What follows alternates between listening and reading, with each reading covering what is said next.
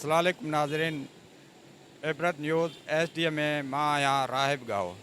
नाज़रीन, अव्हांखे ॿुधाईंदो हलां त पेट्रोलियम एसोसिएशन डीलर पारां 2 ॾींहं अॻु प्रेस कॉन्फ्रेंस करे पूरे पाकिस्तान में पेट्रोल बंदि रखण जो ऐलान कयो हो।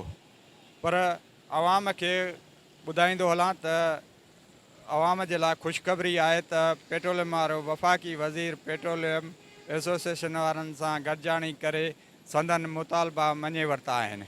उन खां पोइ पेट्रोलियम डीलर एसोसिएशन पारां पूरे पाकिस्तान में पेट्रोल खोलण जो ऐलान रखियो आहे।